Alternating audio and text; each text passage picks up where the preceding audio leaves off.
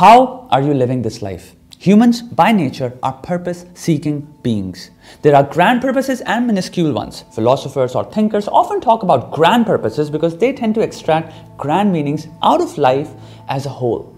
You do it all the time too. When you talk about your value, your worth, you kind of condense your everyday, second, minute into one larger meaning, as if we always had one or two goals. But that's not the truth. You at the same time are fulfilling several purposes backed by biology, genes, desires, influence, environment, childhood, basic wants and needs. That is why life becomes complicated. Because it is never one or two things. Although we humans, when we tell our life stories, we make them about one or two grand things, as if all the hours and days were consumed by those one or two things alone. To be honest, it's novel to do so. We like novelty to be attached to our stories because we are thinking beings. We have a strong liking for drama and fiction. And because of that love, we want our lives to sound like a fictional story full of ideals devoted to grand purposes. And that is all in all the job of a true philosopher or a thinker, to help you become an inspiring tale or story that gives fiction a run for its money. But in wanting our lives to become a great story, we tend to focus less on how to do it and more on how amazing it will be. How to do it requires assessment, planning, thinking, patience, persistence, and consistent action. Another thing we forget to count for is our hundreds of minuscule wants and desires that dominate us. This is why all the problems you face are regarding how to do it and those desires and wants that dominate you. The story that you want of your life is very simple. The details that the story leaves out, because they are trivial, are actually what real life is. That is what you live with in every passing moment. How? And actions produced by human desires. Now this shouldn't really be that big of a problem, but it is because of a thing called time. Time puts an expiry date on everything, and expiry dates are never put in compliance with your consent. You have to adjust, fix, and prepare yourself for them. They don't give a shit about you. And it is the existence of expiry dates that makes life a game, because it creates real wins and losses. So basically, we have three problems. 1.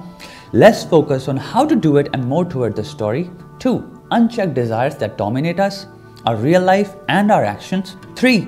Every dream, opportunity and goal has an expiry date. So, considering all aforementioned, what is the reality of life?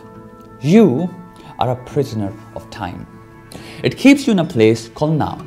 But time is not your enemy, so it gives you a choice. Either choose momentary happiness in now or use now.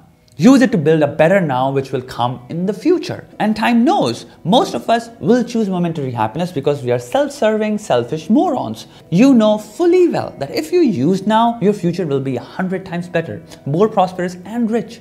But you still choose momentary happiness, failing to see the irony. Your self-serving attitude of keeping yourself happy in now is directed against yourself in the future. You, by treating yourself every day, are actually destroying yourself at the same time. Who's going to live that future? You, the same you I'm speaking to right now. The great population that we casually refer to as laymen, mediocres, nobodies, they're all individuals that had dreams just like you, wanted their lives to become that grand story as well. They failed to do that. Your reality is now, the moment in which you are always stuck. Is that moment occupied by overthinking caused by your desires, actions taken by those desires, or by the consequences of the actions you took? Time doesn't give a shit. Time has turned life into a game by putting deadlines, real wins and losses in the now, just like this one. All the videos and content that you watch to make yourself happy will be forgotten and removed from memory by you. That now will take place not in a distant future.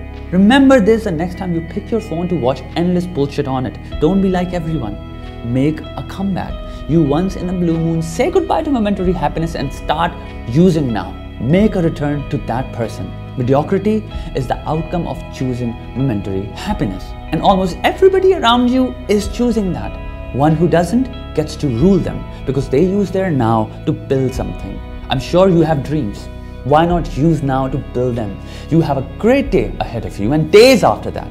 Brother, embrace the challenge of life. Unite yourself with your dreams and rise above the rest. Every time you look into your phone, ask yourself, did you exhaust this day's opportunities or not? Have you been using your now to the fullest or not? I cannot accept that this day will go not contributing to my future.